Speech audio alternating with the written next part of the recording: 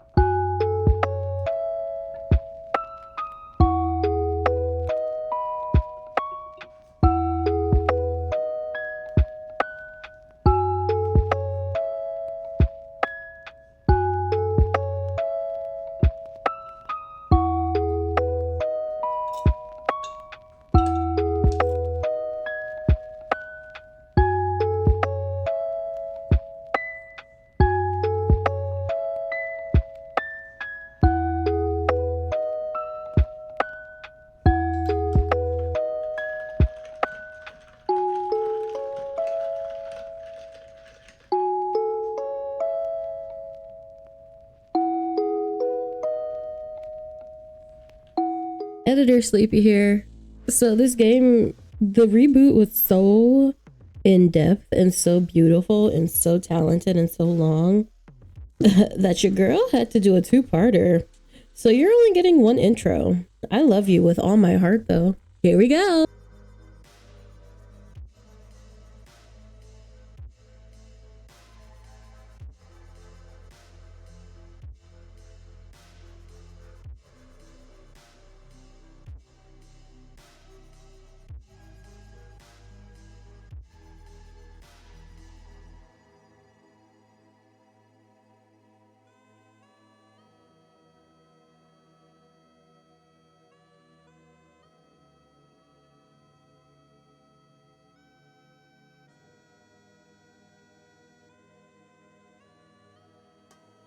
You inhale the familiar scent of fresh earth. A few leaves dance around the air, guided by the winds of autumn. Before you stands the school's own greenhouse. Oftentimes, you think you understand the layout of this place, but you practically know the area like the back of your hand. But every day you seem to discover a new corner that you've never seen before. Sometimes, you're not even sure if you're within campus grounds anymore. It's probably because the forests that stretch beyond this area. Anyway, there's a large fence preventing you from crossing the border, so you never really bothered to explore further, unless you want to get in trouble and get accused of slacking off. For now, you wanted to show your group of friends the new discovery you've made while on duty last week. There's a field with a large tree right around the corner. It could make for a perfect shade for a little picnic. You hear some gasps of awe behind you. Daryl chuckles heartily in delight. Crowe hums, feeling pleasant, and you hear Brittany saying, "Interesting." They're clearly amazed by the field before them, and it fills you with pride knowing that you were able to impress them. Okay, so I sped through a little bit. The second day for Crowe is pretty much the same, except for this part, which I found interesting. I'm very excited. Anywho.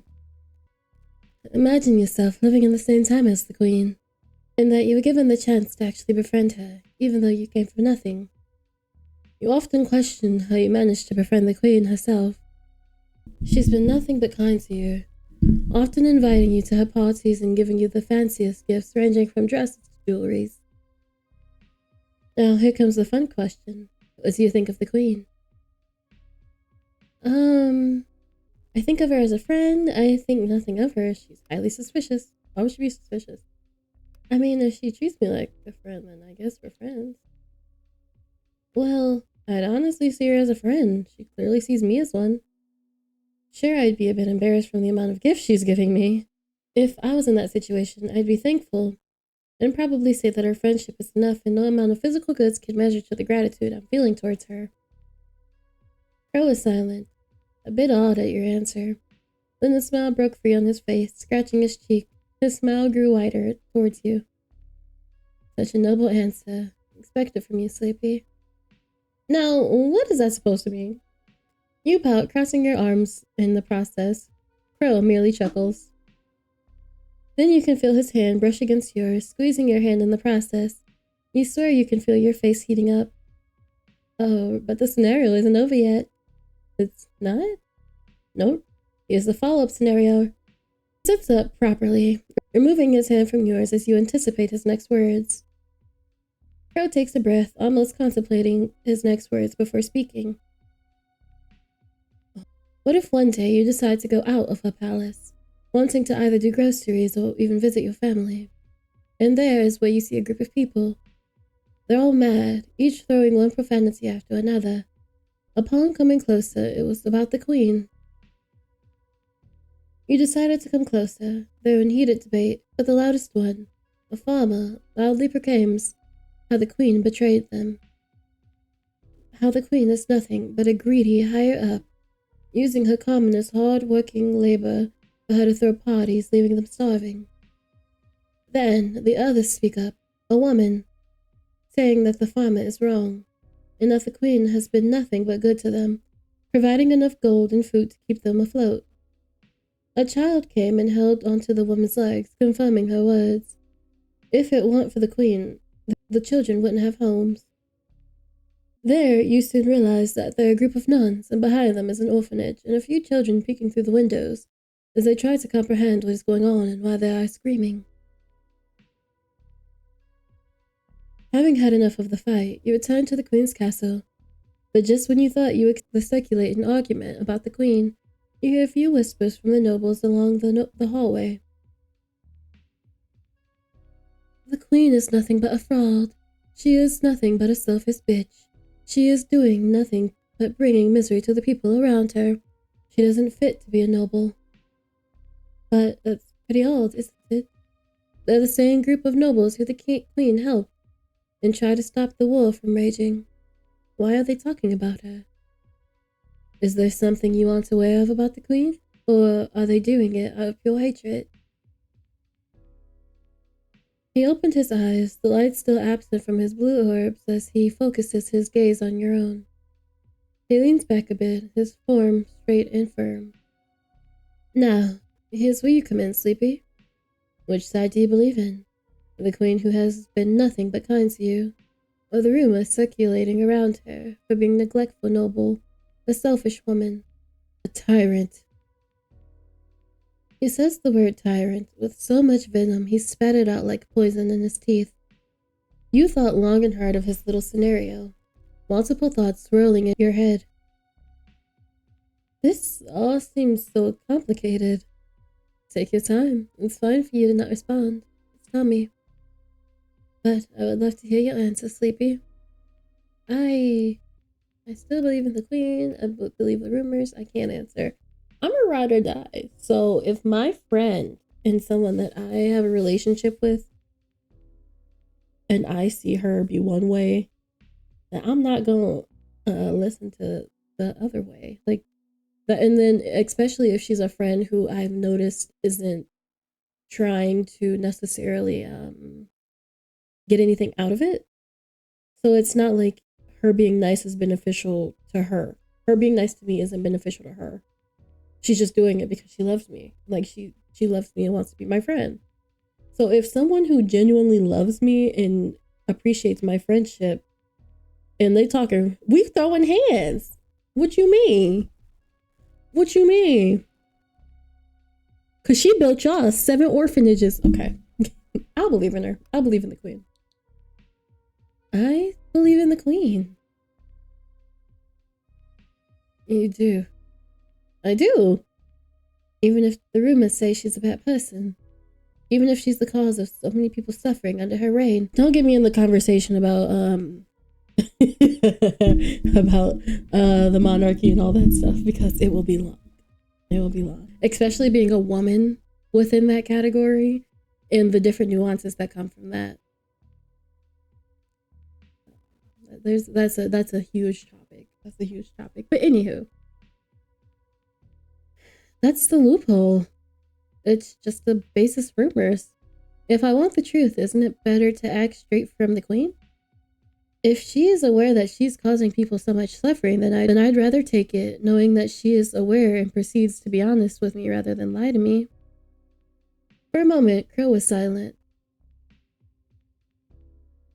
Baby.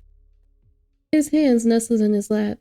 You couldn't see them, but you took notice of the way his shoulders trembled, his eyes gleaming. Is he about to cry? Oh God, I didn't mean to. Crowe, I'm so You're trusting. You know that, Sleepy. That could attract potential danger. What? I just did what you told me to do, and that's answering your scenario. His playful demeanor came back quick, as if he didn't just make up the most gut-wrenching scenario known to man. He laughs, holding his chest as he wipes away tears from the corner of his eye. What was the sudden scenario for anyway? I just thought it would be a good idea for my paper, am I right?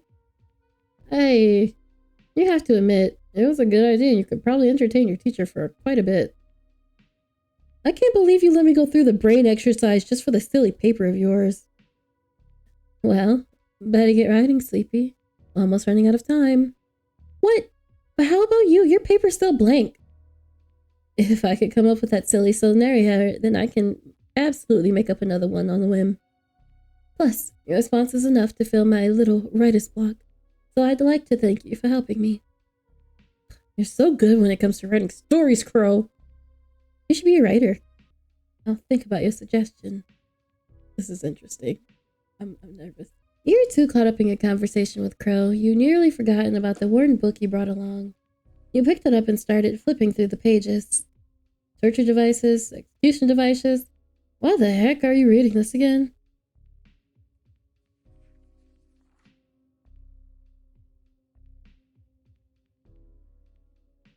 He seems oddly familiar. You turn to another page, and on it is a well sketch of a tall and bulk man, half of his face covered by a hood, while a large axe is settled between them. His arms are filled with scars. Around his neck is a chain collar. He looks like those killers you often see in the slasher films.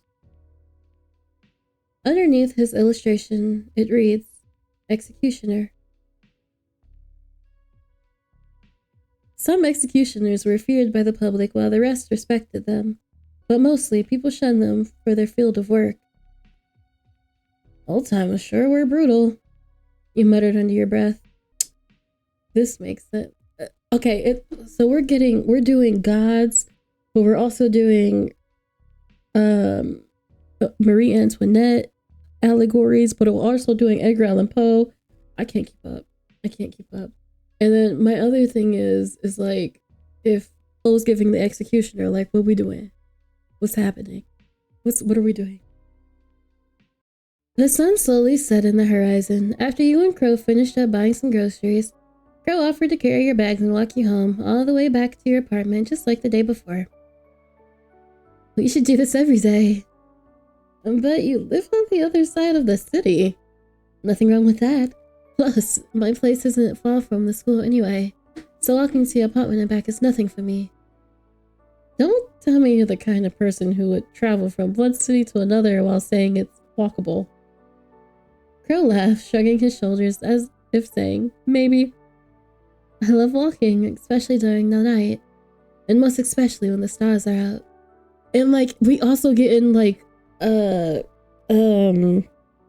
star and lunar allegory. Oh my god. I'm gonna stop trying to figure out where a story is going. I kind of agree with that. You stare at him up and down, your eyes often lingering on his hand. The temptation of holding it was gnawing at you, making you fidgety. This doesn't come unnoticed by Crowe as he gradually slowed down until he came to a stop setting down the groceries. You stop as well, raising an eyebrow in concern as he looked down at you with keen eyes. Do you feel cold, Sleepy? No, what made you think that? Without much of a warning, he takes both of your cold hands, cupping them in between his larger ones as he begins to blow on them. His warm breath easing your cold fingertips. Your hands are now warm, but they couldn't compare to the heat on your face reaching to the tips of your ears. You keep shivering, so I thought I could warm you up a bit.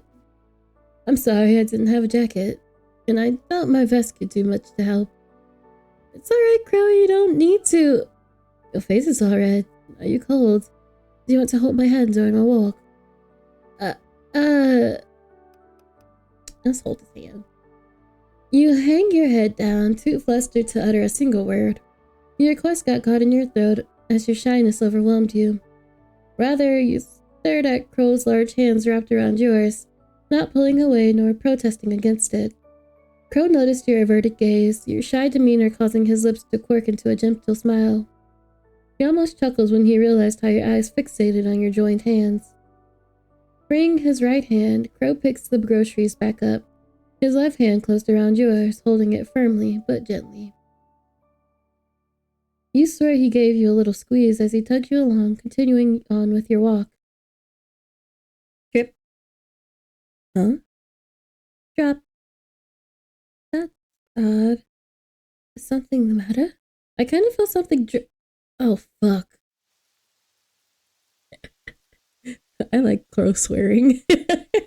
What seemed to be a soft drizzle suddenly turned into a wild downpour. You and Crowe made a run for it, trying to keep yourselves dry as Crowe shielded your groceries from getting wet. Thankfully, the side of your apartment complex came into view with a few feet away. A relief sigh escaped past your lips. You turned to Crowe, who was doing everything to keep your bag dry,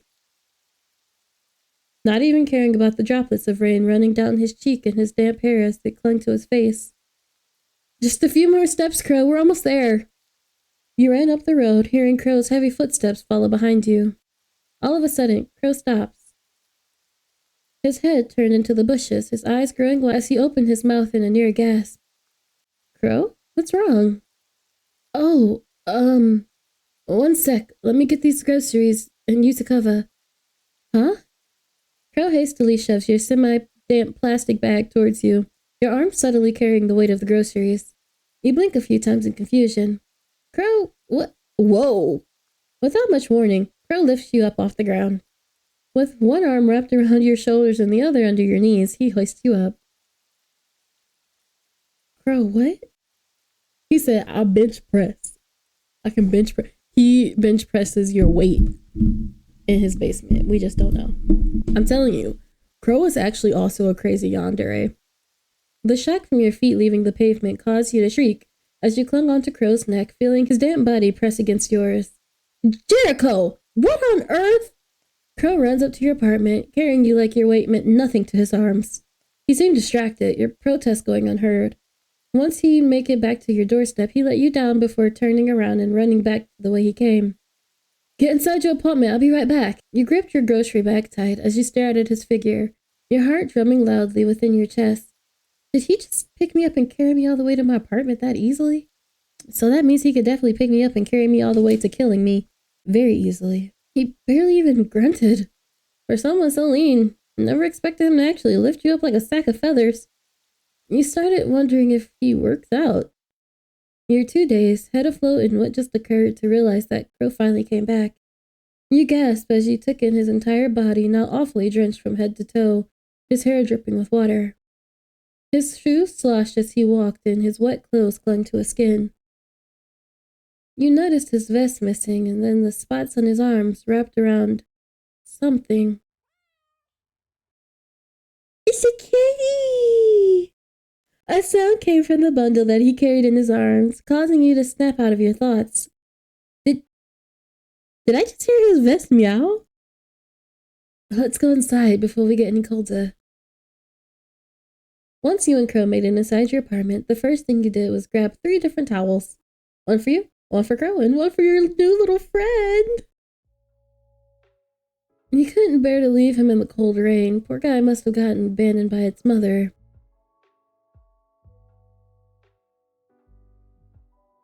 Forget the boys, give me the cat. Forget the boys. Forget the boys, give me the cat. Maybe not Hugo. Okay, that's light. Give me the cat and Hugo. Thank you. Wrapped in a small towel is a tiny black kitten. You know, we should be thankful that my landlord wasn't at his usual desk, right? Pets aren't allowed here. Other than that, Crowe pauses a bit, understanding where you're coming from. A low chuckle left his lips, scratching his wet cheek. You probably wouldn't appreciate the puzzle we made in his doorstep. Precisely. You both let out a small awkward laugh, hoping that you wouldn't get caught the following day by the cameras around. Shoving the thought aside, you and Crowe stare at the kitten now wrapped within the towel, its beady eyes seemingly staring at both of you before breaking into mules and meows. You can feel your heart melt, and so did Crowe's. I'll take care of this little guy for now. You should probably dry up, Crowe. Is that okay? I didn't expect to actually end up staying in your place. I won't be long, though. I'll get out of your hair as soon as I dry up. I honestly don't mind you staying a bit longer. It's not a problem. I don't want you to catch a cold because of me. Well, we'll take turns then. I'll dry up and I'll take care of the kitten next. Let me get you something to change. There's no need for... Not giving him a chance to protest, I quickly head to my bedroom. Look at all my plants. Oh, our new bedroom CG looks good. I love this. I love it. Rummaging through your drawers and cabinets, you try to find something that would fit Crowe. Then, you remember the oversized shirt you received during last sports day. You never understood as to why everyone needed to buy that shirt, but when you got yours, they ran out of your own size, and you had no choice but to accept the shirt that was one size bigger than yours. Taking it out of your drawer, you make your way back. You head back to the living room, seeing Crowe still remains in a spot. His shirt is partly dried, and he's taking the kitten into his arms. The little creature was snugly wrapped in the warm blanket, reminding you of a burrito. That's so cute. The sight of Crowe gently holding the kitten pierced a soft spot in your heart. This view was to die for, and you would have spent a few more seconds admiring it had you not noticed Crowe's shoulders shaking from the cold. You're shivering. Nothing I can't handle. Lies. The cat is doing a better job at getting warm than you. You tastefully roll your eyes at Crowe as you shove the shirt and another fresh towel in his direction. He chuckles, forced to give up the kitten to you as he accepts the change of clothes. Carrying the kitten in your arms, you lead Crowe to your bathroom, and he thanks you before stepping in and closing the door behind him. Hearing the tweak of the valve and the familiar sound of the shower running, you remember how Crowe shivered all the way to the bathroom. You turn your heater up before settling down on the couch. You return your attention to the kitten, its fur now dry thanks to you and Crowe. The small feline looks up at you and meows, its little beady eyes staring up at yours. You put a finger on its head, petting it gently. You must be hungry, little guy. You're lucky I went grocery shopping. Scooping the tiny kitten in your arms, you make your way towards your kitchen. Setting the kitten down on the counter, you rummage through your fridge and cupboards for a clean bowl. You pick up a grocery bag from the floor, placing it on the kitchen counter as you look for the almond milk that you remember getting. Heating up the mix just warm enough, you observe the kitten as it breaks free from its warm confinements and look around. The cat shivering in fear and caution to the unknown territory, yet remaining curious enough to look around. Setting the warm bowl of milk in front of the cat, you grab a chair, impatiently waiting for it to creep closer to the bowl. It takes one lap of milk, then another, then one more before it happily drinks it up. A warm smile makes its way onto your face. Alright, Daddy. Crowe is really cute. He's very handsome. Seems you've got yourself all settled in. You hear Crowe's slightly amused voice and you turn around to face him. You momentarily stop at the sight of him standing there, wearing the fresh shirt you've handed him and the towel around his neck. Now, out of his usual braid, his hair let loose, a few droplets dropping from his semi-dry strands. Thank you for letting me use your bathroom, Sleepy. You don't mind me hanging my vest, right? I don't mind. In fact, I can just hand your stuff to you tomorrow if you'd like. Crowe didn't answer you as he pointed his gaze downwards, dipping his head in an attempt to conceal the slight tint of pink brushing along his cheeks. He rubs his arms and a hint of embarrassment in his voice. Sorry, I didn't think I would end up staying here a bit, but I'm thankful either way. Also, isn't this the first time I've been in your apartment? You've got a nice place. Oh crap, he's actually right. You never really got any visitors save for your father and your landlord. You never have had anyone in here until now. And it's Crowe, too. Just you two. Alone. I'm probably talking too much. You should get changed, too. Alright, y'all. So this game is so long. Not long, but like there's a lot in it. So like I'm splitting. It's gonna be split weird. We're gonna split wherever we split, and I love you. So this is still day 2. This is Crowe's day 2. Probably talking too much. You should get changed too. Crowe's voice snaps you out of your thoughts and you look up to realize that he had already picked up the kitten from the counter. Crowe holds it in his arms, the feline faintly purring as it snuggles close to his chest, relishing in his warmth. Never thought you'd see the day you'd be jealous over a cat, but here we are. Facts. Getting up from your chair, you accompany Crowe back to the living room before going to change as well. The sound of the shower head running fills your ears as you look down at your bathroom's white tiles, observing the water run down towards the sinkhole. The water heater helped you warm up a bit, but you couldn't help the thoughts running through your mind.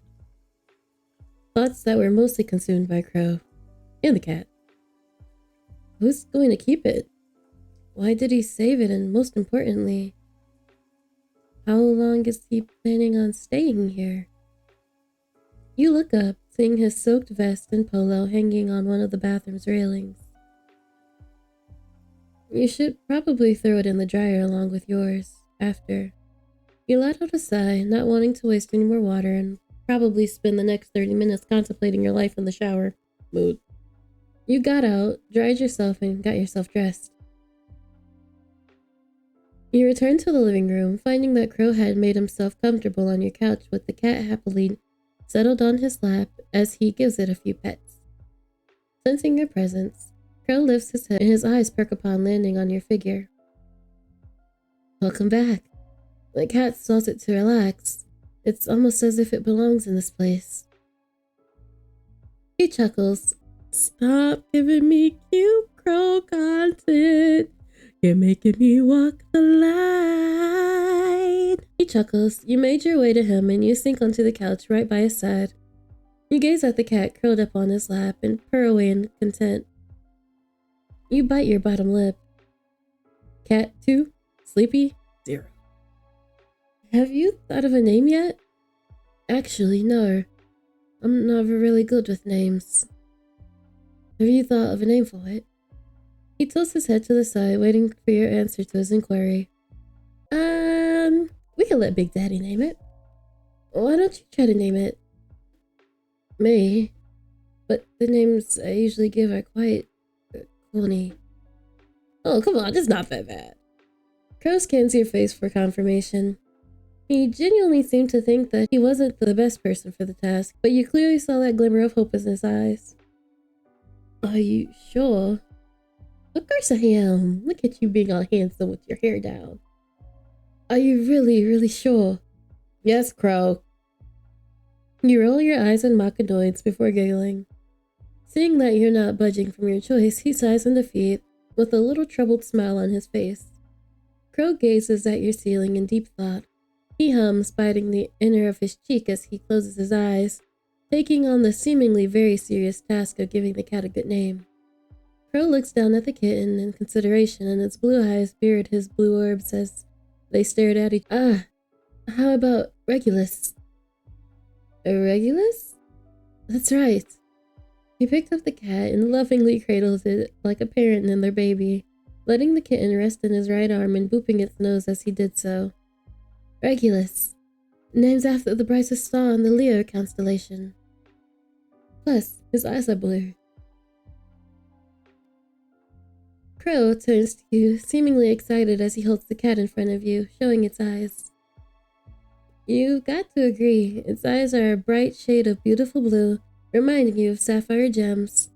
The feline's dark fur accentuates its eyes further, helping it pop like a twinkling star in the night sky. You thought it was just like Crowe to name the cat after a constellation.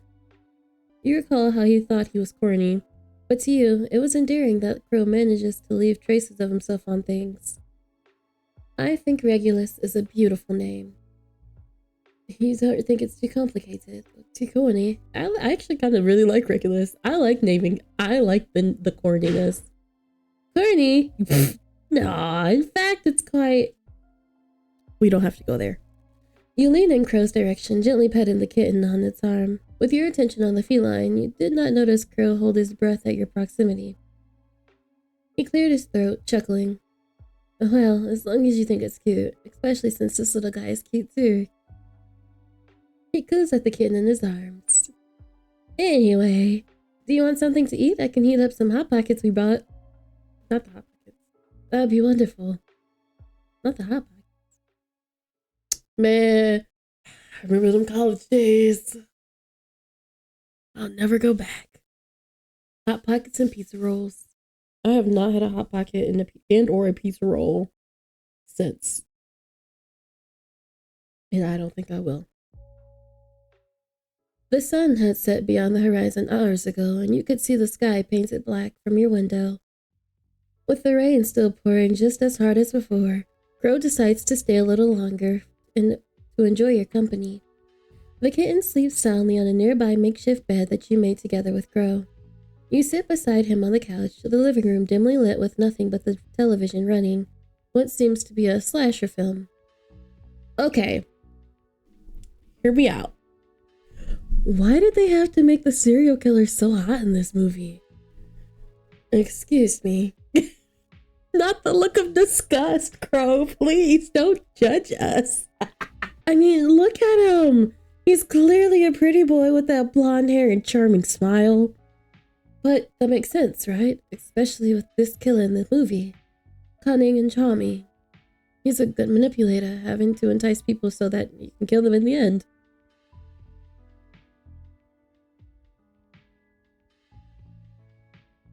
What you trying to say? What you trying to say? Do I need to... Should I be nervous? Crowe. Should I be going after Crowe? For real? Should I be nervous? Because I'm feeling nervous. I'm feeling nervous. Oh my goodness. There's the detectives off, right? I guess that makes sense. They did a good job casting whoever the killer is. He's pretty good. You know the actor? No, how about you? Surprised you don't know him. He's one of the best multi-talented idols in Taita City. He's also kind of crazy. He runs this show. You cast your eyes back on the screen and you're greeted by the serial killer's actor. Golden hair dyed with pink tips, rose pink eyes that shone brightly, and a smile that was so alluring and magnetic that it was hard to tear your gaze away. He almost looks like an actual angel. He is known as Ares. Ares? Here we go. Besides, oh, Mr. Z, what if that's Zeus? Oh my god, are we doing mythology too? Stressed. I am stressed. He's known as Ares. Besides being an actor, he's also a singer and a model. Wow, sounds like a big shot. He's also Jess's favorite actor. Did you know? Jess owns the biggest fan page for this guy, and has also been recognized by him and many fans. Really? That's quite of an achievement. Go Jess, girl. I agree. With a face card like that, how could anyone not fall for him? Don't tell me he's your type. Nonsense. No. Yeah, sure, he's handsome, but he's not really my type. Lies. For a second, Chloe's eyes flickered with hope before disappearing. Instead, a smile is plastered on his face. That's good. Huh? Nothing.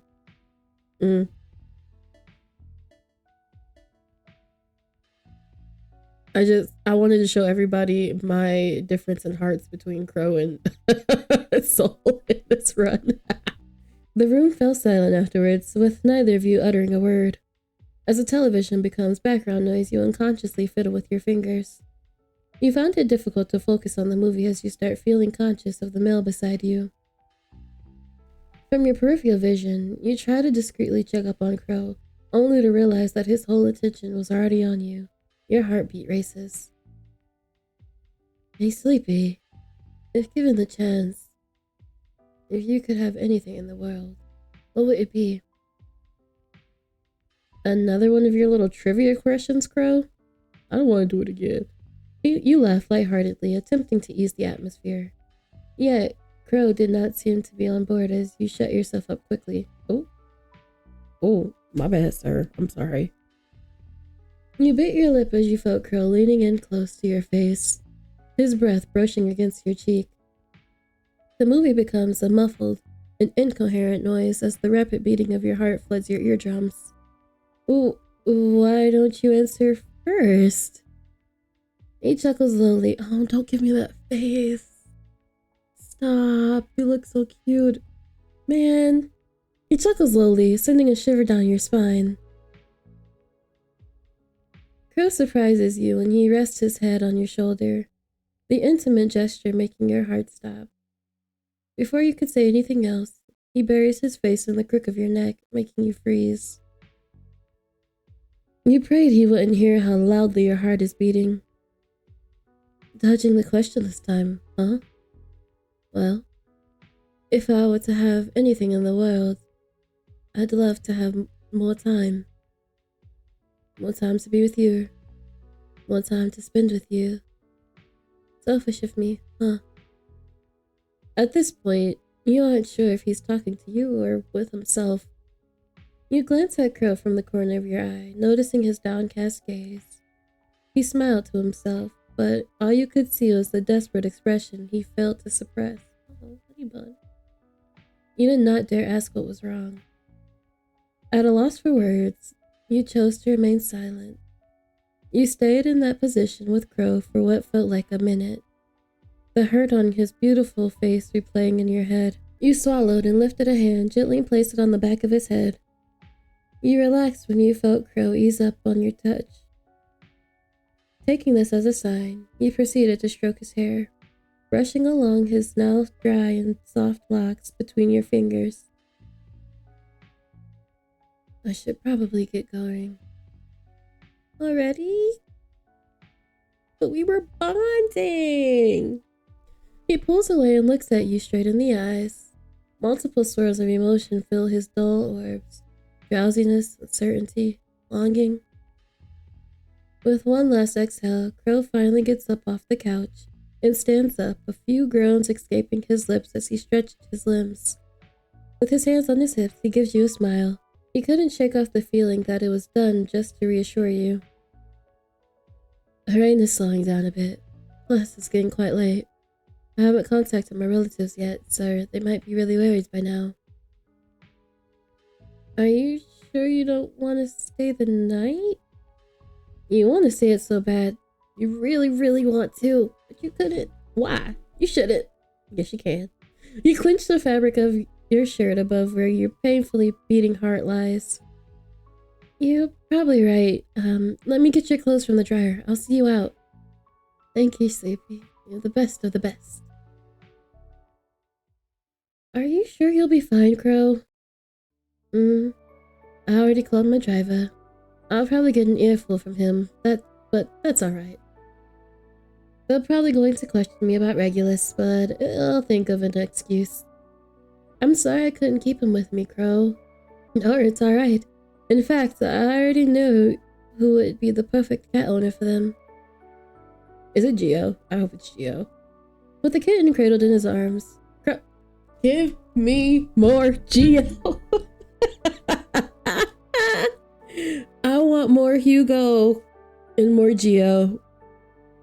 Let them ruin my life. Let them. Let the brothers ruin my life. Solidarity, anybody? Hugo Geo solidarity? Anybody? Just me? Okay. With the kitten cradled in his arm, Crowe did a mock-up face of a grumpy person, exaggerating his expression with his cheeks puffed and shoulders raised. I was right. You could only make a wild guess on the mysterious identity. It was a shame that your apartment has a no pets policy, and the fact that you know absolutely no one who could take care of the kitten. After talking it out with Crowe, he decided to take the kitten with him. Thankfully, you had a few spare boxes lying around and you gave one to Crowe to place the kitten in. Today's been fun, Crowe. His brows raised in mild surprise, then a soft smile painted on his features. With his dominant hand, he ruffled the top of your head, messing your hair a bit and earning him a chuckle. Hey now. I had fun too, Sleepy. See you tomorrow? Yeah, see you tomorrow. Sir. You moved to close the door, but stopped by the sudden sensation of something soft landing on your forehead. Your eyes travel up, realizing that Crowe had just given you a tender kiss near your brow. Sir. There are certain things that, tell me that you're in love with me more than regular things, and a kiss on the forehead, more so than the kiss on the lips, will tell me you're in love with me.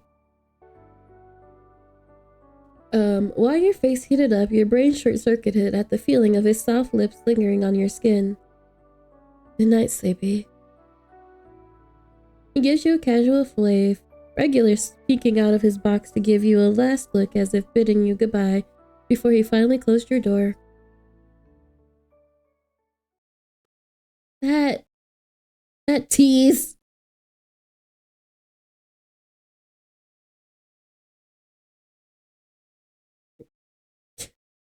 He's finally back, huh? Come on, Regulus. Let's go home. Okay, so this is after we kissed, this is after we kissed Crowe that last night. So he had, let's see our affection points. Facts. Alright. The following day, the first thing you do is look around for Crowe. However, when you try to ask some students about his whereabouts, nobody seems to know where he went. You tried sending him a message to his phone, but you never received a single reply, much less having your message be put on read. You eventually meet up with Brittany. She seemed to be one of the few people closest to Crowe, so it was the best to talk about him with her. Jericho? No, I haven't seen him. Do you know anyone else that might have had any idea where he is? Brittany pondered for a moment, with a manicured fingernail on her chin before shaking her head no. I've already asked the rest of the guys. Heck, even Gio doesn't know where he is, and that guy's close to the hip with him. But he said he's coming to school today. Don't tell me he ditched last minute. Bullshit. He would always send me or anyone in the group a text whenever something comes up. Heck, knowing that guy, he'd probably send you a text first. Facts. You deflated. Ooh, Brittany. She said, ooh. My bad. Brittany gives you a worried look, trying to think of something else that could possibly help you. Maybe you should try checking the counsel's office? Taking her advice, you thank her and proceed to leave to the classroom she was in. You did as Brittany suggested, but much to your dismay and frustration, not a single one of the council knows where Crowe is. Classes eventually start, but you didn't attend. Too determined to know where Crowe could have possibly been, you rack your brain as you walk all over the school's grounds. Ooh. You were probably too angry to realize that you made it all the way to the gardens, the place where you usually work. You scratch your head from frustration. Taking out your phone, you decide to give his number a ring. It was dead silent. You decided to walk even deeper into the gardens. Upon eventually, you're met with a familiar chain fences, indicating the school campus borders, barricading you from the forest just beyond. You rang Crowe's number one last time.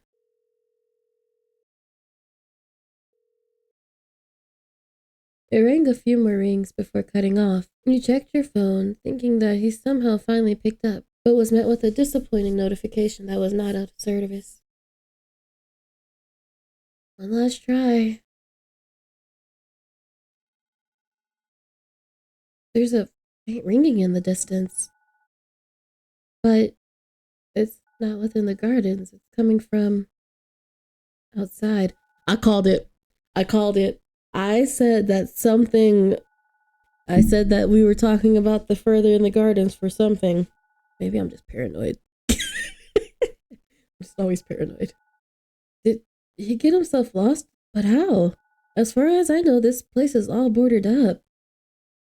Putting your phone in your pocket, you look up and stare at the metal edges of the fence, shielding your eyes from the sunlight hitting your face. You bit your lip, if you're not careful enough. Without wasting any more time, you start climbing the chain fence, your fingers shaking from anxiety at the imposing height upon reaching the edge. Going over the other side, you slowly make your way down, still keeping a tight hold on the fence. Whoa! Fuck! That is, until you somehow manage to slip on your footing and causing you to fall down, back first. Oh my god, my back. My back. Ooh! How I'd like, just leave me here. Just leave me here. This is where I'll die.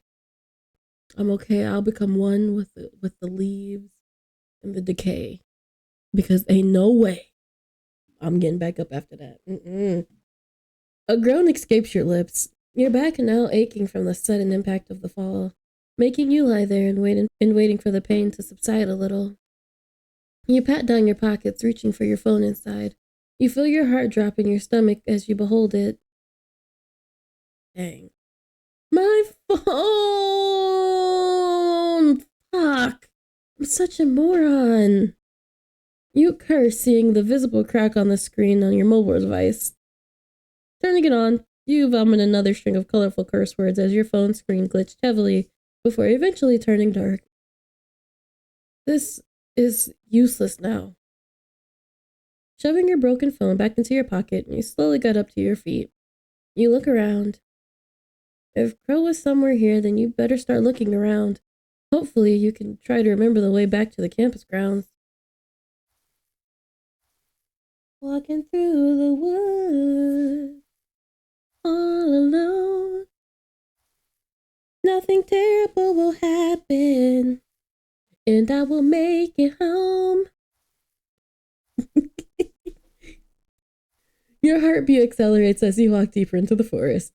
You never have been here, uncharted territory, so you didn't know what dangers lurked. You scan the area around you, the thickets seemingly getting thicker and harder to maneuver. You see nothing out of the ordinary save for some overgrown bushes and vines crawling up the dirt floor. If these don't get tended to, someone will surely trip. You're about to give up on your search when you notice something in the corner of your eye. I knew something terrible was about to happen.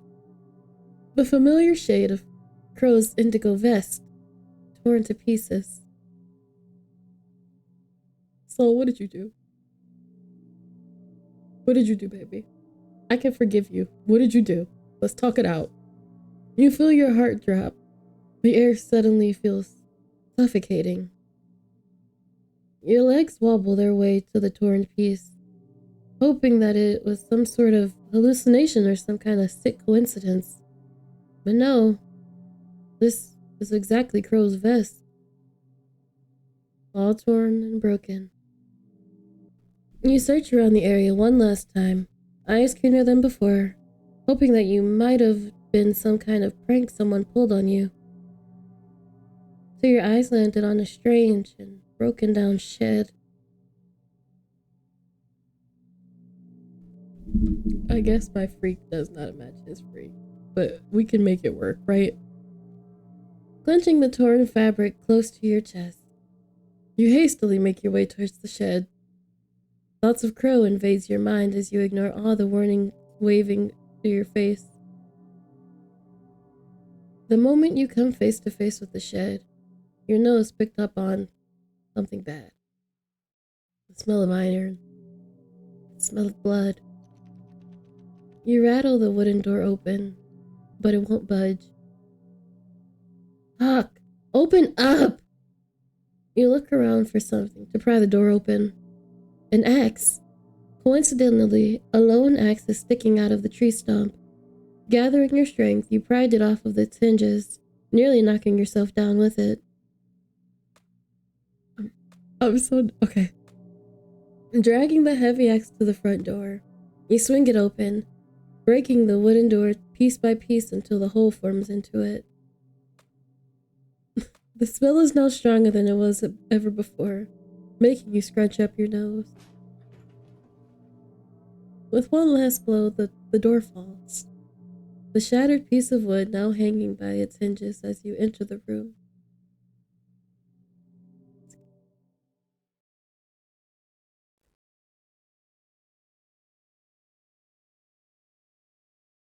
You feel your soul leave your body.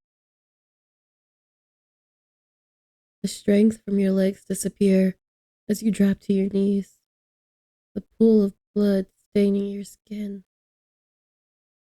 The iron-smelling liquid's thick texture made you feel pure disgust as a shiver ran down your spine.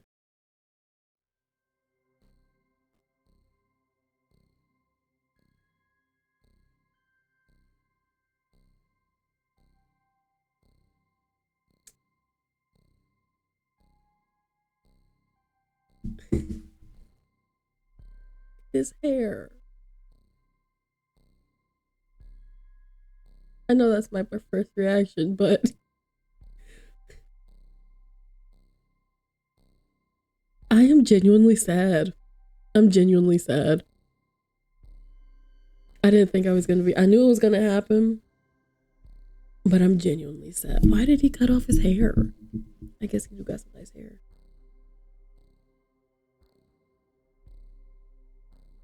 Guys, I don't want to keep going. No. No, no, no, no, no, no, no, no, no, no. Please, please, please, God. This couldn't be happening. You want to rip your heart out of your chest. You want to burn this whole forest to ash. Before you lays Crowe's corpse. His head is barely attached to his shoulder. I didn't even see that. Oh my God. I'm fine. I'm fine. Okay. I can't have a crazy boyfriend because this is how I would really react. Before you lays Crowe's corpse, his head is barely attached to his shoulders, and you can clearly see the gaping injury left by something sharp in his neck. I'm heartbroken. Blood drips from the deep cut, the red liquid pooling around his body. His eyes were left open, and you gaze at them, wishing, praying, and hoping that his vibrant azure orbs would smile at you again. But no, his eyes remain dull, soulless. Oh no, the neck, the beheading. Oh my God, the Marie Antoinette. Oh God, this is getting worse and worse. Okay.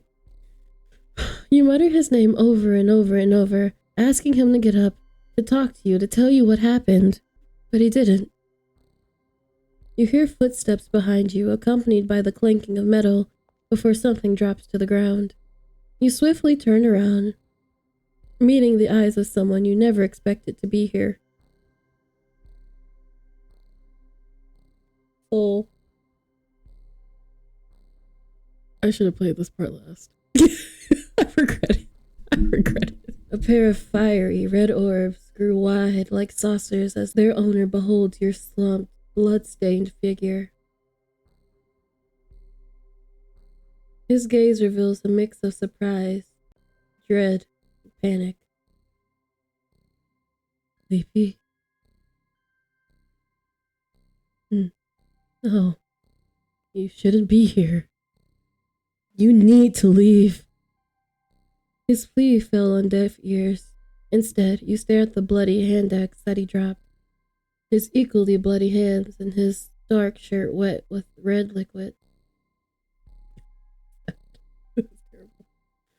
He reeks of blood. He killed him.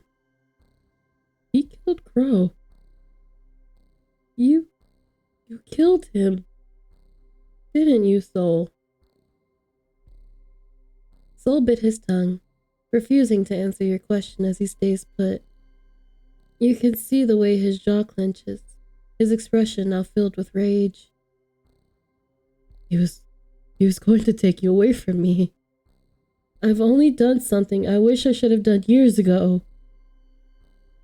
So you're not even gonna deny it? Why would I ever lie to you, Sleepy? But why? Why would you do this? 'Cause I love you, Sleepy. I'm not letting that bastard take you away from me.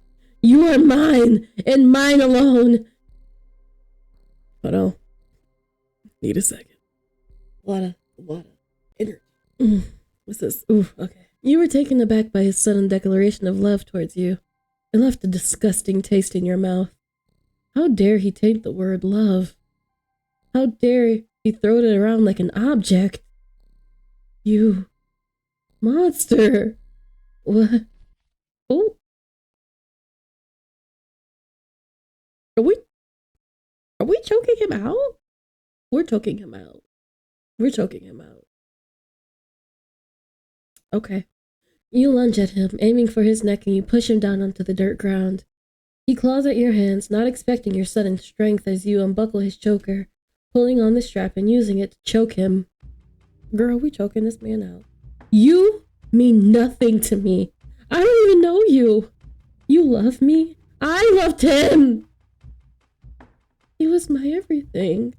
He was my savior, my first love, my everything. Are we the Yandere? Because we sound a little Yandere. What do you know about me? You must pay for what you've done. Soul couldn't muster a single word as you kept pulling on the strap around his neck. Your vision fills with red as your desire to take revenge overwhelms you. The strength in his hands wakens as Soul loses air.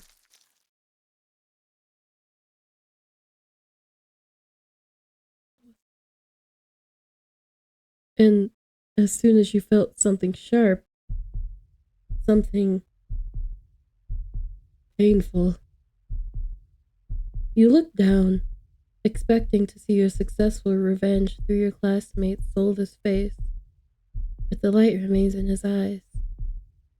Instead, it is filled with horror. You cough. Blood seeps through your lips. You look further down and you see... No, that's great. That is so disrespectful. A sharp blade through your chest.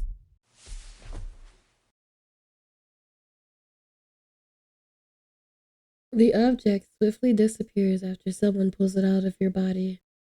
Blood slowly gushes out of your wound. You feel someone push you down. A pair of hands move your body. You couldn't care less as you stare at the dusty ceiling of the worn-out shed, your vision slowly darkening.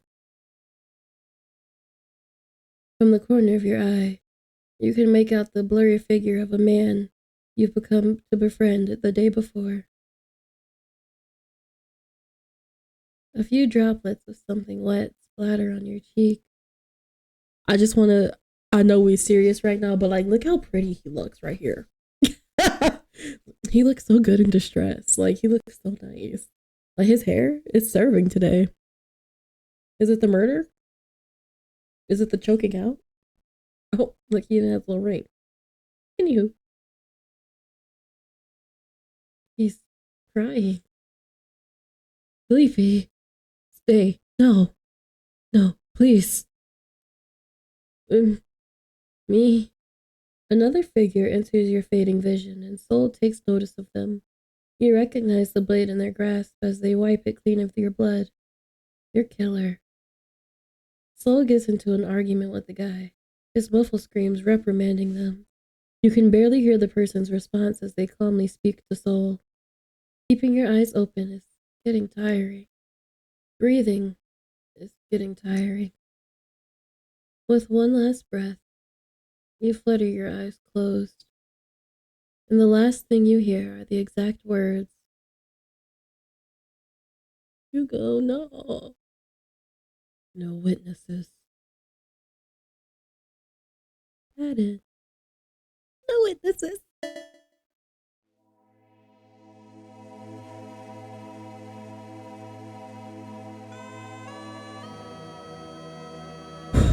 Alright, so we're gonna pretend that didn't happen. Okay, so after that trauma that I just made us all endure, let's go on a rooftop lunch date with Sol and Hugo. I mean, sure. Oh, but I have to tell the others first if that's okay. Sure, take your time. As Sol unwraps the cloth, showing you 3 bento boxes, he takes off the first bento box that was settled on top before giving the second one to Hugo. Hugo happily accepts the box, thanking Sol before taking out his chopsticks. Opening the container, Hugo lets out an "aw" sound, his eyes sparkling, drool slowly seeping out the corner of his open mouth. I love Hugo. Nothing could ever make me hate you, Hugo. You actually listened! And... did you cut these little tiny sausages into octopuses? Keep your voice down. It's ringing my ears. Wait, I need to take a picture of it. He's so loud. Placing the box gently on his lap, Hugo rummages through his pockets before taking out his phone. Opening his phone's camera, he flips it horizontally and then starts clicking away, taking 1 or 2 photos. Hugo lifts the container back into his hands, but not before turning to you and showing you what he keeps gushing about. Oh my!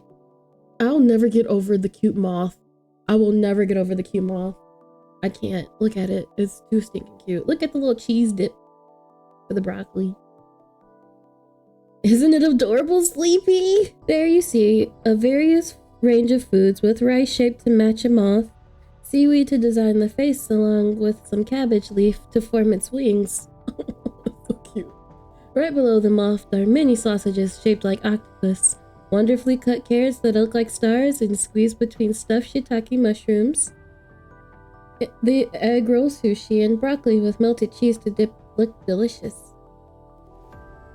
I almost feel too bad to eat it, especially how cute this little guy is.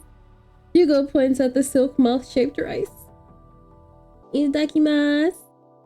Without wasting another second, Hugo starts digging in, scarfing down his own rice like a wild animal. You don't want the fork? Or do you prefer the spoon? I have chopsticks if you want.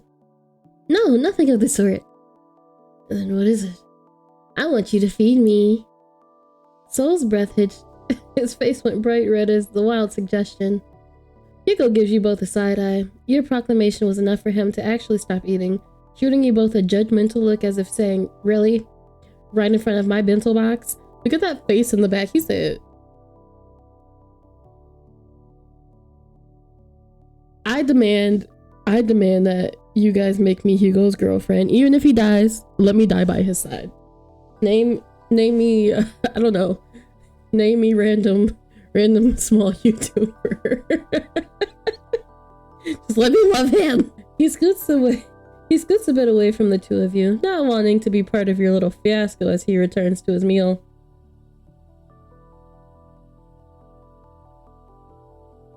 Sol, however, was nervous for a bit. His eyes still transfixed on yours. He still couldn't believe what you just asked for him. Are you just gonna keep staring at her or what? Shut up. I'll feed her. The two banter, but you couldn't help but look at Sol, and the way that his eyes sparkle. They almost remind you of bright fireworks during the New Year. Sol went quiet, his gaze lost in thought. This caught your attention, tilting your head to the side as you called out to his name. Sol? You okay there? What? Oh, I'm fine, Sleepy. Perfectly fine. But there was hesitation in his voice. Like him. You said something, Sol? He clears his throat, his back straightened and his eyes closed. That person. The one with the braids. Person? Does he mean Crowe? You mean Crowe? For a split second, his gaze darkens. Yeah. Him. Can I ask you something? this confused you a bit. What made him interested all of a sudden, and towards Crowe nonetheless? Maybe he would like to know more about him. Crowe is known to be very friendly. Sure, what would you like to ask me? Do you like him? Your heart drops and you nearly choke on your own spit. No! I like you. Oh. Remembered what happened. What makes you say that? You nervously laugh. Nothing of the sort. Hesitance lingered within his orange eyes, unsure of whether or not to believe you. Wanting to change the subject before he gets any more suspicious, you blurt out the same answer he threw at you. How about you, Sol? Surely there's someone you like. He smirks. That's a dangerous smirk. Okay. He smirks. The very same grin that he makes when he teases makes its way onto his ever handsome face. Why? You interested? As if. A wild blush erupts on your face and you try to diffuse this topic. Sol chuckles from the way you stammer and fidget, his gaze softening. So cute. We decided to skip class.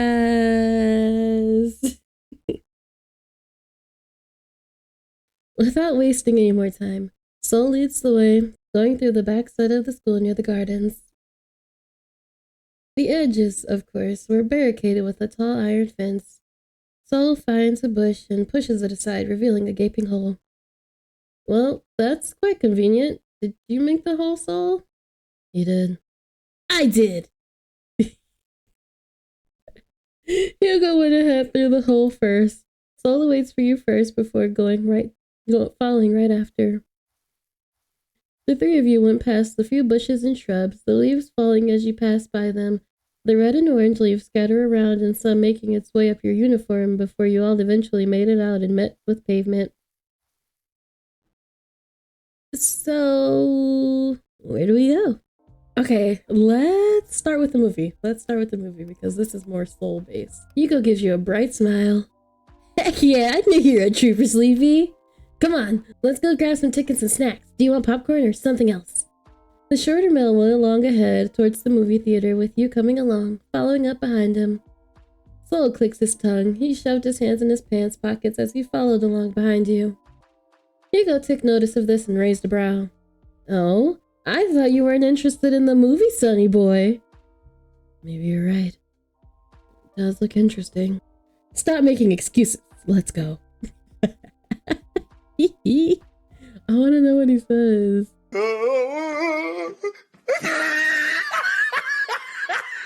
Sol takes hold of your wrist and drags you away from Hugo and to the movie theater. What? Hey! Come back here, I'm talking to you! He's so loud. Sol went ahead to the counter and bought tickets for the three of you. Sol turned around and gave you one of the tickets. Your fingers brushed against his, causing him to blush. Finally caught up with you two, Hugo pouts as he crossed his arms looking at Sol. I thought the tickets were on you, Hugo.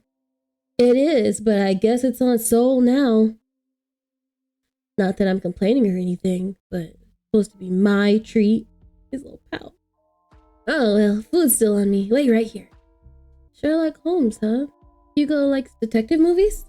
You turn to ask Sol. He placed a hand on his hip as he checked the poster next to you. You can say that. It aspires to be one. That's quite charming of him, and Sherlock Holmes is his inspiration? It's just one of them. I see. How about you, Sol? What's your favorite genre? Sol raised his brows at you. He placed a finger on his chin as he looked up, staring at the ceiling. I like supernatural horror and thriller, along with the tales of headless horsemen or the original fairy tales by the Brothers Grimm. We got the same taste.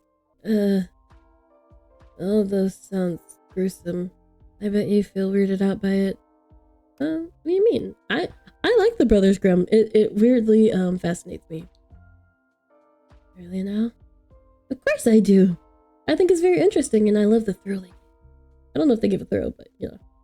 Sol stares at you and all before a smile breaks out on his face. Then maybe we could watch one together. Alright, so this time, so I went through and did the movie. The movie really didn't have much changes. So, we're gonna go to the arcade. Hugo shrugs. Alright, go on your little impromptu date then. Besides, I don't want a third wheel either way. Date? You're the one who decided we should skip class and do whatever we want. Yeah, and I want to watch a movie. Well, don't let me stop you two. I will date Hugo. I'll be the fourth wheel. There's no need for a tricycle. We can make it a four-wheeler. I want to be the fourth wheel. Hugo sticks his tongue out at Sol. The other male only rolled his eyes. Well, I'll be heading in now. I'll just give you guys a call on where to meet. Sure. My favorite photo of Hugo. I'll never get over this photo. Okay, so we're gonna let Sol walk us home. Both of them look at you in surprise. I just realized he does not look okay. Sol does not look okay right now. Hugo seems to disapprove of your choice, while Sol's whole demeanor shift from shock to cocky as he slowly turned his head to his shorter friend. You heard her. Hugo, I can handle this. I can walk Sleepy home. Sleepy, trust me. I want you to trust me too. Hugo looked at his friend in wild disbelief. That is wild. Almost as if he was offended by what Sol said. You took notice of the way his fist tightened, causing the veins to bulge out from the force he exerted. Eventually, he gave up with a sigh. Hugo turns to you. If it's fine with you, Sleepy, then I can't force you. The shorter male doesn't say anything afterwards, then he turned on his heels. Hugo walks away. You and Sol stare at his back until his figure becomes smaller and the light post no longer illuminates the path he walked on. Is he always like that? You didn't need to be that harsh. You didn't need to be harsh about it. I didn't really think he was harsh. I think he was being honest. Rubbing the redness away from his eyes, he turns to you. Like what? Like really bossy, especially towards you. I thought he was the happy-go-lucky type.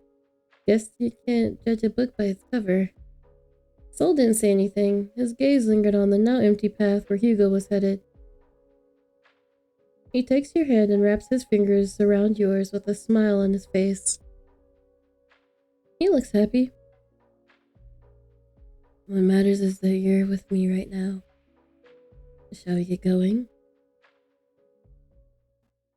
He's terrible. Please excuse my place's condition. I didn't expect a visitor to come this evening. You said with a bit of a chuckle, rubbing the back of your head as you welcome Sol inside your apartment. He's coming in this time? I don't mind.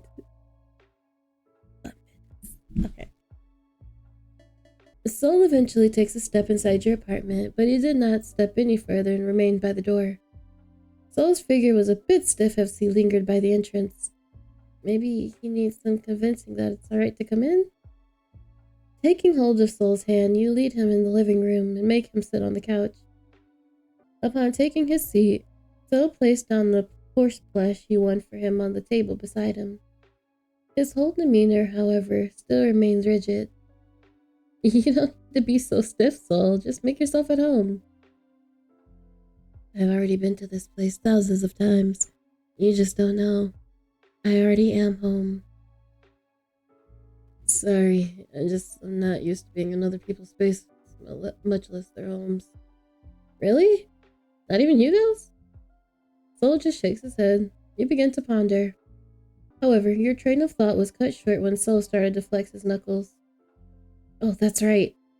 Stop what you're doing and wait here. I'll grab the medical kit. Don't you even dare try to straighten your fist any further. You really don't have to do this, Sleepy. You tutted, placing your hands on your hips. My house, my rules. Plus, I did insist on treating your wounds. Sol didn't say anything, but just let you Sol didn't say anything, but just let his hands flex. He still looked stiff, but through your words, he loosened his shoulders just a tad bit. You hurriedly ran to your room and into your bedroom connected to it, and took the first aid kit before returning to the living room. Once you returned, you took the empty seat right next to Sol. Hands. You say that like I'm some sort of dog. Despite his remark, he did as you told him, and showed you his hands. Taking his hands on yours, your eyes furrowed at the gash and a few blisters adorned on his once pale knuckles.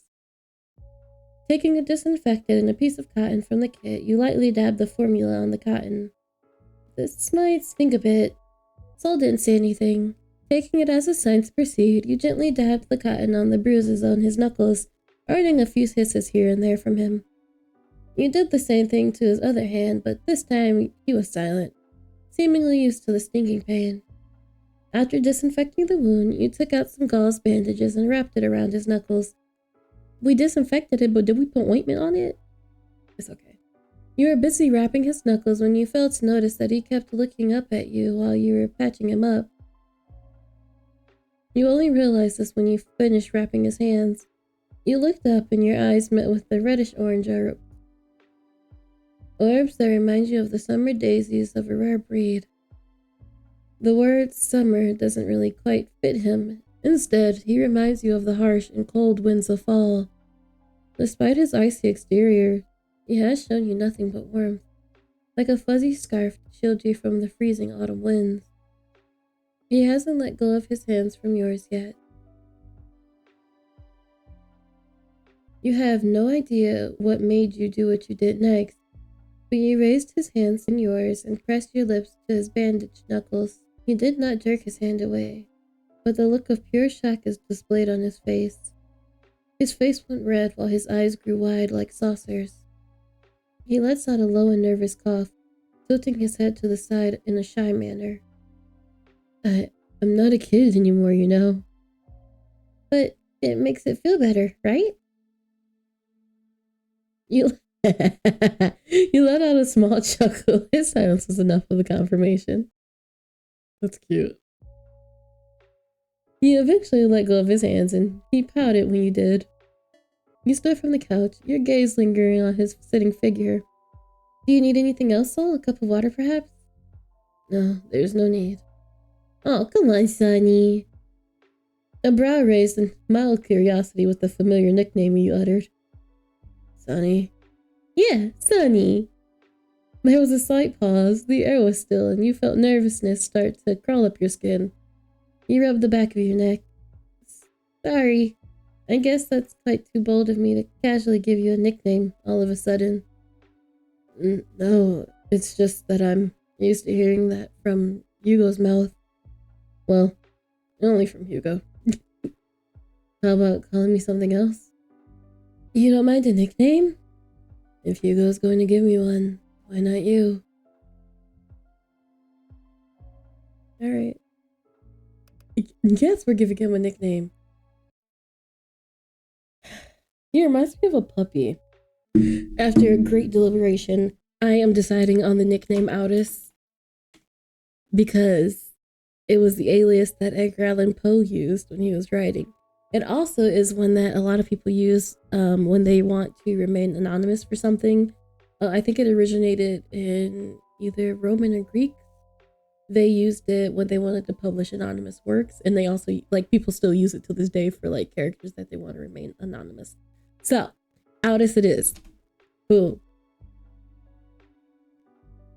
Also, it just fits. It fits. Aldous. Yeah, Aldous. Quite fitting for someone like you, huh? You nudge and wink at him.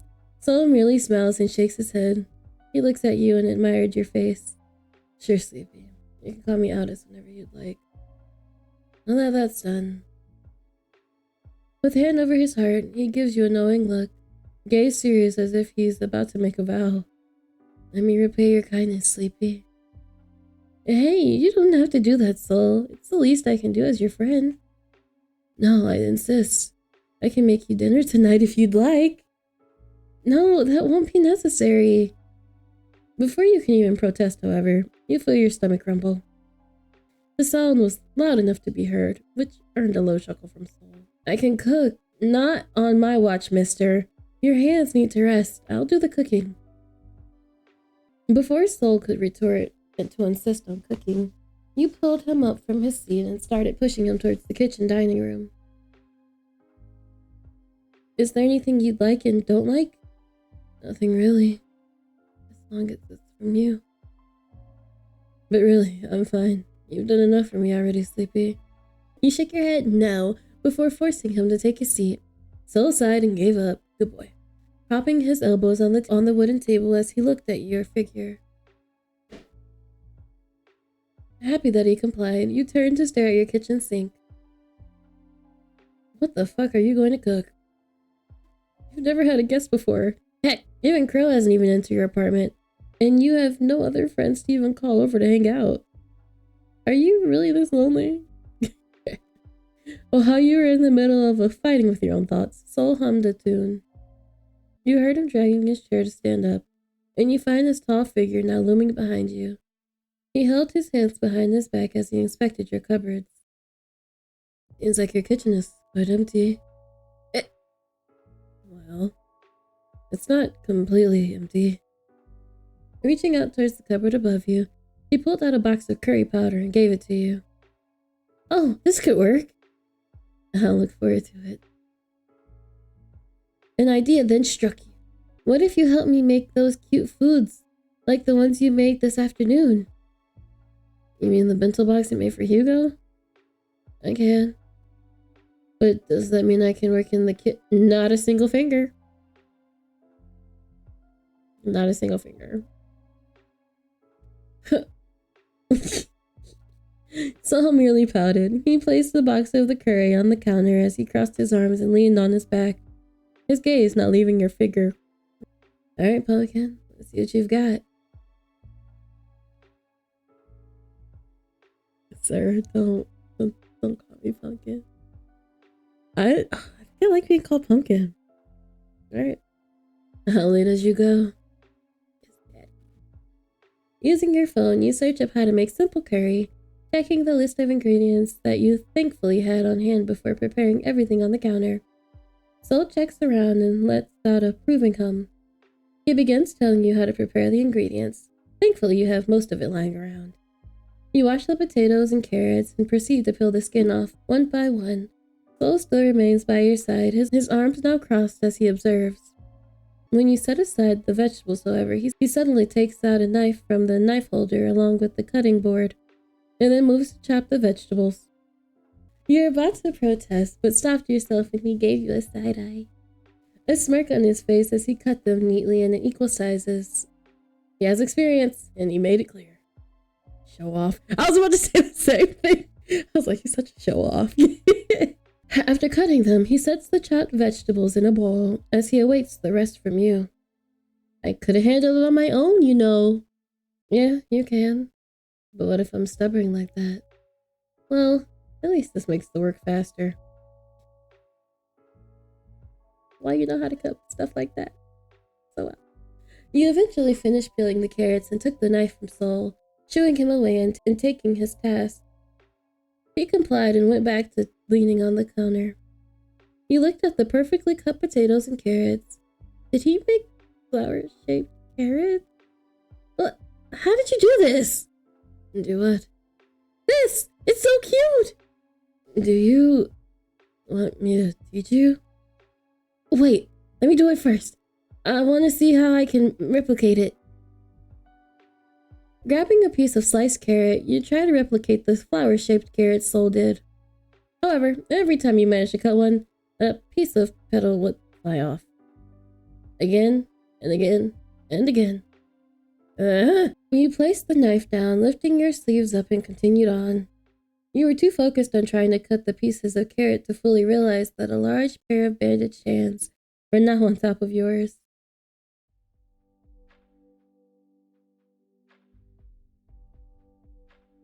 I am completely sane, and I'm fine.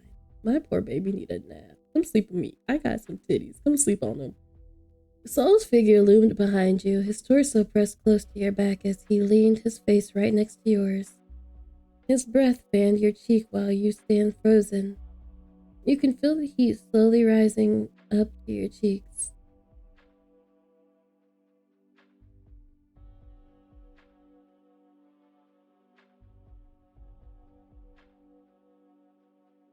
Calm down. Let me help you. Calm down. Let me help you. With his guidance, he leads you with utmost care. Don't cut too much. That's how you managed to accidentally cut off the pedal. Do this instead. You couldn't focus. Your heart was beating too fast. The rumble his chest makes whenever he speaks echoes through you. You can feel his heartbeat as well. It was beating fast like yours. You let him lead you, like a puppet to its master. There. This looks better. You were too distracted by his overall appearance that you didn't realize how the once round carrot was now the shape of a blossom. Yeah, I totally was like paying attention and I was totally not flustered and trying to keep my heart from exploding. It only hit you once he stepped out, his arms around you gone, and he was off your back. You looked down at the masterpiece before you. You make them look so pretty. I think you can make them prettier. Just follow what I did. I don't remember. That's a problem. So paying attention. You weren't paying attention, were you? You avoided his gaze. He lets out a chuckle. I'll show you again. I think that's alright. We're running out of carrot anyway. You just need to chop the rest of the potatoes and we're done prepping. Want me to do the potato? Sit down, mister! Flustered. While you were cooking with Sol's aid and instruction, of course, the said man took the honor of making orange juice, claiming it was less of a risk. Since he kept on insisting to help, you let him be. Sol sets the table while you turn off the stove. The curry's aroma fills the dining room. The curry was hot and steam rose from the pot as you carried it by the handles over with mittens on your hands. You then set it on the table. Sol sat across the table and the orange juice he made was in a pitcher, now set it on the table as well with 2 glass cups. You sat down in your seat as well. Look at your little kitty face! Thank you for the food. Thank you for the food. Ha! It smells so good! You took a spoonful of warm curry and rice, blowing the steam away and plopping it into your mouth. I'm in love with this little date. He let out a joyful hum. Sol just chuckled as he ate his own portion of curry. You should write down the spices you made me add. I didn't think they would taste this good. I'll list them down once you're done eating. Couldn't argue with that. I love him. It's terrible. You discard the dishes in the sink after dinner. You and Sol sat in the kitchen for a while, somehow finding yourselves talking about food as you drank what was left of the orange juice. Sol still making himself comfortable at the dining table. I can send you a few of my favorite dishes if you want to try them. The little hard eyes. No, that would be great. I'd like to learn from you, given the time. Of course, anything for you, Sleepy. It's pumpkin to you, sir. Thank you. He smiles at you. You looked back at what happened today and how much he's been with you. From making you feel safe to making you laugh to actually protecting you. And now he's just casually helping you to make dinner, even though you just bandaged his wounds like any other normal person would do. Cooking with him, dining with him, it all seems so domesticated. Like you and him are. You took another swig of orange juice, chugging it down to the last drop, catching Sol by surprise. You feel your heartbeat quicken and the familiar warmth of your face heating up again. You let out a yawn. Oh, excuse me. What time is it? It's 8:45. That late already? She got my bedtime. In-game sleepy and out-of-game sleepy is the same bedtime. I've been taking up too much of your time, Soul. You still need to go home. It's a school day tomorrow.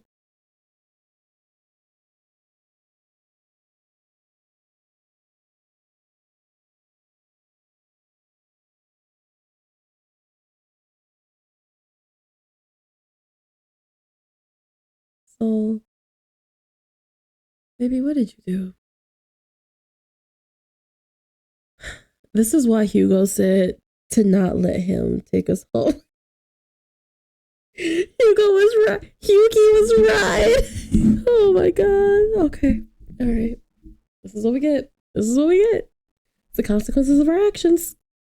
You rub your eyes. Another yawn escapes your lips. No, don't worry about it too much, Sleepy. I feel quite happy you let me in and treated my wounds. Not to mention sharing dinner as well. Sol wanted to say something, but he stops himself before he could utter the words in his mind. Instead, he leaned in closer.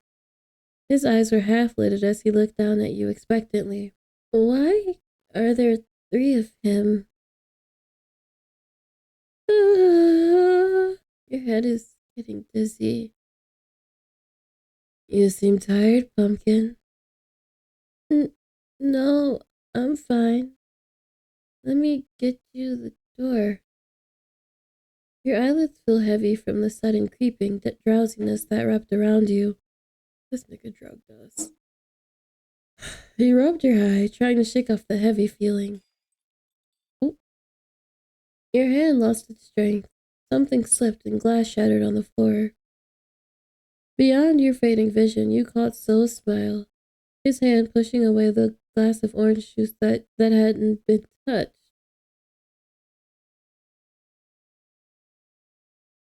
Beyond your fading vision, you caught Sol's smile, his hand pushing away the glass of orange juice that had never been touched.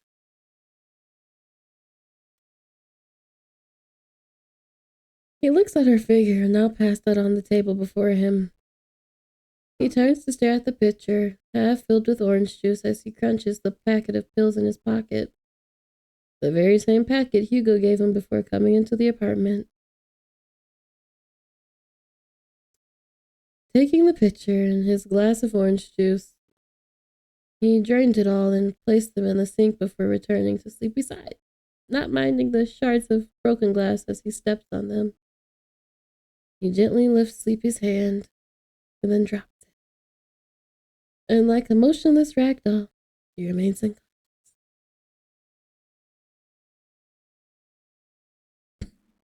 When will you learn? When will you learn that your actions have consequences? A smirk makes its way to his face. He gently placed his hands on her shoulders before leaning in close to her neck, taking in a deep inhale of her scent. He gently wrapped Sleepy's arms around his shoulder before carrying them in his arms like a groom would his spouse. Let's get you to bed, Pumpkin. I don't like nicknamed Pumpkin anymore. He enters Sleepy's room, seemingly familiar with the layout, as if he's been through here multiple times. He carefully walks towards the bed and gently lays Sleepy down on her duvet. The corner of his lips turned upward, his eyes twitching. Why are his eyes? He then proceeds to lay down next to her sleeping figure, wrapping his arms around her abdomen and pulling her body closer to his, spooning her in the process. He buries his face on her neck, like before. Sol inhales Sleepy's scent like an addictive perfume. A shiver went down his spine as he can feel his pants tighten the mere scent of his beloved.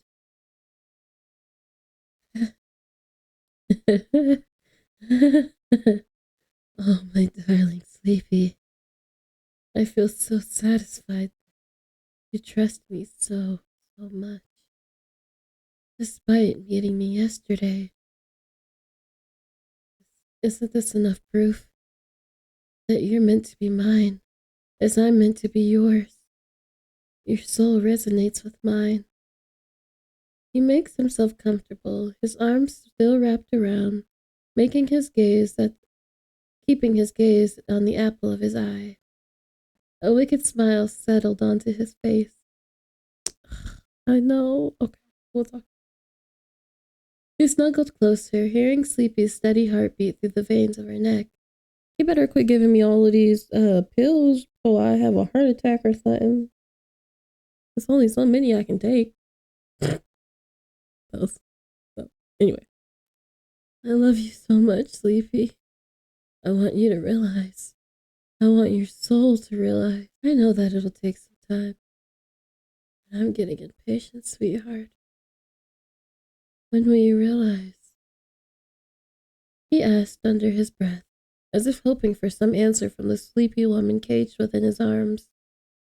But only her soft and steady breathing filled his ears. He tightened his hold on her. His eyes didn't flutter shut as his thoughts kept him up until midnight.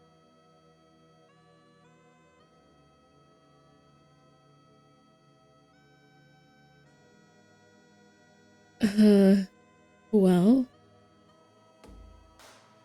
that was the rewrite of Get at the Back.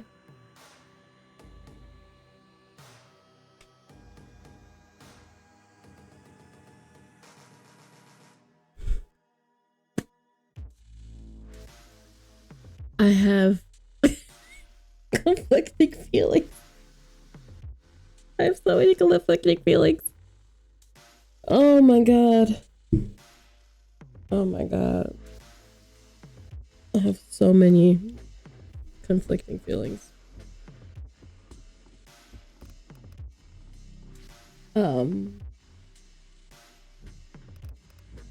First of all, I'm just happy to see Sol. I missed him so much. I missed Hugo, even though Hugo off this at one point, but that's okay. That's okay. He had to do it. He had to do it, and everything's fine, and it's fine, and it's fine. That was a lot. That was a lot. This was basically me replaying the game. Like, this recording, I think it's about 4 hours. Like, I replayed the game because I wanted to make sure to get everything that I could and go through and get both Sol and Crowe's CGs and everything. I do have the not safe for work ones, so you won't get to see them, but I do. Ooh, they was intense. They was intense. That's all you need to know. So if you can, definitely support the creator and go and get it, because not only do you get a little scrumdiddlyumptious treat, little scrumdiddlyumptious nibbles. I'm floored. I didn't think this game could get better, but it got better. It got better, and it wasn't even like, how did it get this better? Like, it just got way better. I really enjoyed the fact that we are actually getting a lot more fleshed out fleshed out lore, kind of, in regards to a lot of characters. But we're also like still kind of in the dark about a lot of things. I'm very excited to see where this goes. Like, I am so excited to see where this goes, because this is such a lovely game.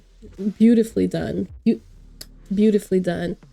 And I love how the creator always reminds us, they're like, it ain't a love story. It ain't a love story. And I'm like, I know. But the way he calls me Pumpkin, it could be.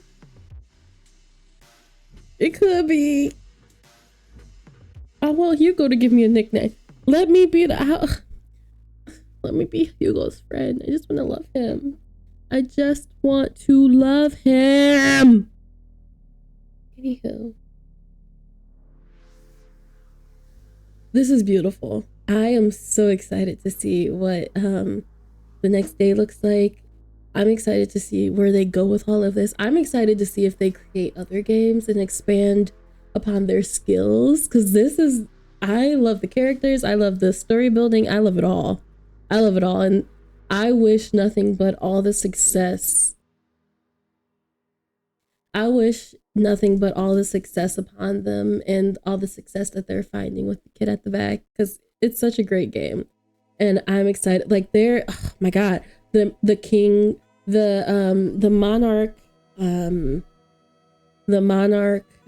monarchy and royalty aspects, and then you have the constellations and the lunar aspects, and then you have the gods and the goddesses aspects. Like how are we gonna wrap it all up? How are we gonna put it all in together?